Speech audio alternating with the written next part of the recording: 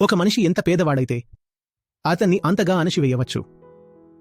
మీరు గమనిస్తే Germany, Japan, Netherlands లేదా స్కాండినేవియన్ దేశాల్లో సగటు పని గంటలు వారానికి కేవలం 31 నుండి 36 గంటలు మాత్రమే ఉంటాయి. కాని భారత్, పాకిస్తాన్, మెక్సికో లేదా బ్రెజిల్ వంటి పేద దేశాల్లో చూడండి, ఇక్కడ వారానికి సగటున 45 గంటలు పనిచేయాల్సి వస్తుంది. అభివృద్ధి చెందిన దేశాల్లో ఇలాంటి పరిస్థితి మీకు కనిపించదు. యూకే, జర్మనీ, జపాన్ వంటి చోట్ల వారానికి 4 రోజులే పని. రోజుకు 6 గంటల పనిని ప్రయోగాత్మకంగా పరీక్షించారు. ఫలితం ఏంటో తెలుసా? ఉత్పాదకత ఏమాత్రం తగ్గలేదు, సరే కదా, ఇంకా పెరిగింది. వారానికి 3 రోజులు సెలవు దొరుకుతుందంటే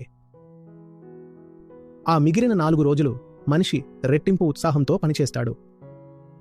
ఎందుకంటే చాలామంది తాము చేసే పనిని ద్వేషిస్తారు కాబట్టి. ఆ పనిని ప్రేమించలేనప్పుడు కనీసం అవుట్పుట్ ఇన్పుట్ మ్యాక్సిమైజేషన్ అవ్వాలి. అభివృద్ధి చెందిన దేశాల్లో ఇలాంటి నియమాలు పెడతారు. వారానికి ఇంతకంటే ఎక్కువ పని చేయించకండి, లేదంటే అతను పిచ్చోడైపోతాడు. ఎందుకంటే ఆ పని అంటే ఇష్టం లేదు. పని అనేది జీవిత భాగస్వామి లాంటిది.